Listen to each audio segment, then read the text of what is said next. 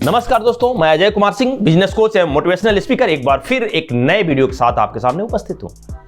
और आज का जो वीडियो का जो टॉपिक है वो बिल्कुल एकदम मिरेकल लिए हुए है। और वीडियो का जो टॉपिक है वो ये है कि हमको अगर मल्टी लेवल मार्केटिंग का चुनाव कैसे करें, कौन सी मल्टी लेवल मार्केटिंग कंपनी हमारे लिए अच्छा है, कैसे उसको चुने, क्या क्या पॉइंट है, क्या क्या पैरामीटर है जिसको हमको देखना चाहिए। तो चलिए हम बिना विलंब किए हम आपको बताते हैं कि जब आप मल्टी लेवल मार्केटिंग का चुनाव करने जा रहे हैं तो किन किन बिंदुओं का ध्यान देंगे। और उन बिंदुओं में जो सबसे पहला कड़ी है, यानी कि जो पहला बिंदु है वो है एजुकेशनल सिस्टम, कंपनी का एजुकेशनल सिस्टम। कहा जाता है कि अगर जो आप एजुकेशन नहीं लेंगे तो बहुत लंबे रेस के घोड़े नहीं बन सकते हैं। और किसी ने कहा है कि किसी भी क्षेत्र में आगे बढ़ने के लिए पढ़ा लिखा होना कोई जरूरी नहीं है।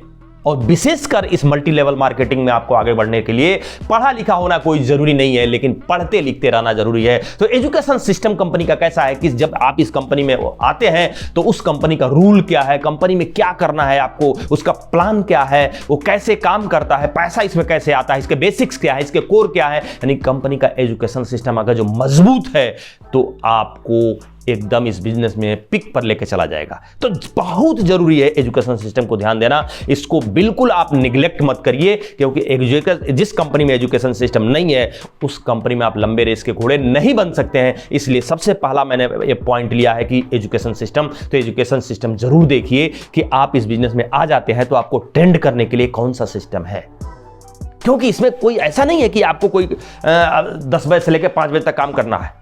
खुद अनुशासित होते हैं। कंपनी के जो प्लान होगा, कंपनी के जो एजुकेशन सिस्टम होगा, वो आपको जब समय समय पर मिलता रहेगा तो आप इसमें चलते रहेंगे, क्योंकि आप अपने बॉस खुद हैं इसमें। इसलिए एजुकेशन सिस्टम बहुत जरूरी है, उसको फॉलो करना भी जरूरी है। तो पहला बिंदु हमने बताया कि एजुकेशन सिस्टम। दूसरा हम बात करते हैं लीडरशिप की। लीडरशिप, उस कंपनी के जो लीडर हैं वो कैसे हैं, कितने हैं। अगर जो कंपनी अच्छी होगी, पुरानी होगी, तो उसकी जो लीडरशिप है एक अच्छा लीडरशिप ही उसमें होगा। बहुत सारे लोग होंगे, 10 साल, 20 साल, 15 साल, 25 साल के लीडर होंगे, सैकड़ों लीडर होंगे जो अभी तक काम कर रहे होंगे। ये सबसे बड़ा पैरामीटर है उस कंपनी के, यानी कंपनी अच्छा है कि बुरा, इसको नापने का। क्योंकि नहीं, अगर जो अच्छा नहीं है तो बहुत सारे लोग हैं जो आज इस कंपनी में है, कल दूसरे कंपनी में, परसों तीसरे कंपनी में। तो आप अगर देखते हैं कि बहुत सारे एक लीडरशिप है जो उस कंपनी में बनी हुई है, इसका मतलब वो अच्छी कंपनी है। तो ये चुनाव करते समय दूसरा हमको आपका बिंदु देखना है लीडरशिप। तो 2 बिंदु हो गया। हम तीसरी बिंदु देखते हैं कि प्रोफाइल। कंपनी का प्रोफाइल क्या है। कंपनी का प्रोफाइल भी देखना बहुत जरूरी है। क्यों? क्योंकि अगर जो हम देखेंगे कंपनी का प्रोफाइल, पता चला कि साल भर पुरानी कंपनी है, स्टेबिलिटी उसकी कम होगी।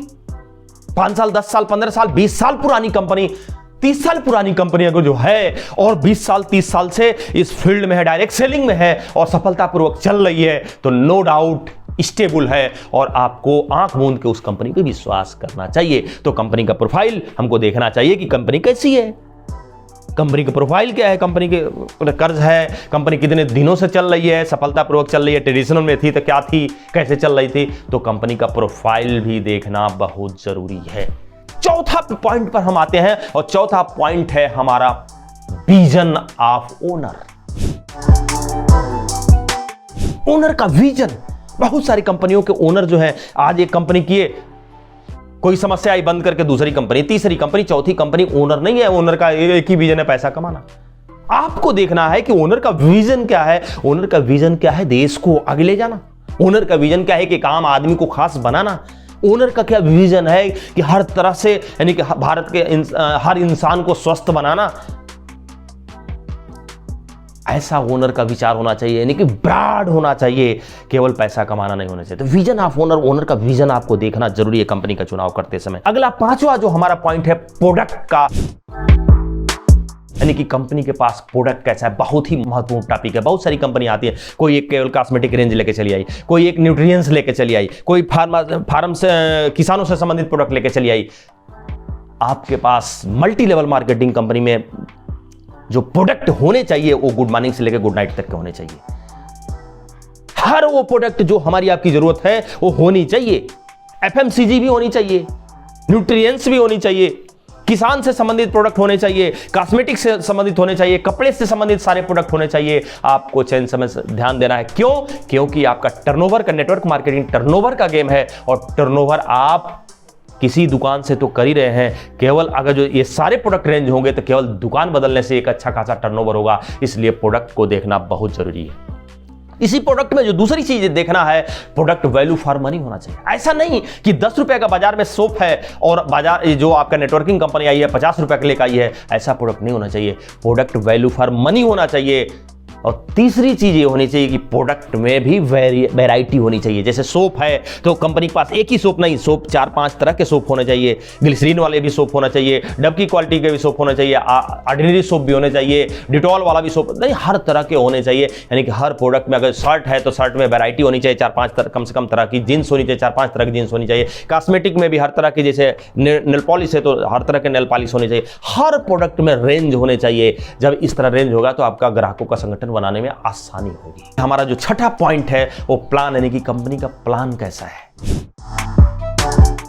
शुरुआत में पैसे आते हैं नहीं आते कोई मायने नहीं रखता है, लेकिन जब आदमी जब एक नेट बना लेता है उस समय उसको पैसा आता है कि नहीं। क्योंकि कोई भी बिजनेस, ट्रेडिशनल में भी हम अगर बिजनेस खड़ा करते हैं तो बहुत सारा पूंजी शुरू में लगता है, लेकिन जब शुरू में 2 साल 4 साल 5 साल बाद जब फैक्ट्री तैयार हो जाती है तो उसमें जो मालिक होता है उसको बहुत सारा अर्निंग होती है। तो उसी तरह नेटवर्क मार्केटिंग में भी हमको ये देखना है कि जो प्लान है वो कैसा है। ऐसा तो नहीं है कि हम 2 साल 4 साल 5 साल काम करने के बाद ऐसे है कि लॉकिंग सिस्टम है, हमको पैसे न आए। प्लान हमको ये देखना है कि 2 साल 1 साल बाद, यानी कि आगे चलने पर हमारा उसमें से पैसा कैसे आ रहा है। यानी कि आगे चलने पर ऐसा तो नहीं है कि कोई लॉकिंग सिस्टम है जिसकी वजह से हमारा पैसा ही ना आए। इस तरह के हमको बातों को ध्यान देना। तो चलिए हम एक बार फिर दोहरा लेते हैं कि ये 6 पैरामीटर जो है हमको जो ध्यान देना है कंपनी का चयन करते समय, आप भूलिएगा नहीं। सबसे पहले एजुकेशन सिस्टम, कंपनी का एजुकेशन सिस्टम बहुत महत्वपूर्ण होना चाहिए, इसको देखना है। दूसरा है लीडरशिप, तीसरा है यानी कि ओनर का जो विजन है वो, फिर आपका प्रोफाइल है, फिर प्रोडक्ट है, और उसके बाद से प्लान है। तो आशा करते हैं कि ये वीडियो आपको बहुत अच्छा लगा होगा, और अच्छा लगे तो आप इसको अपने दोस्तों को जरूर शेयर करिए। बहुत बहुत धन्यवाद।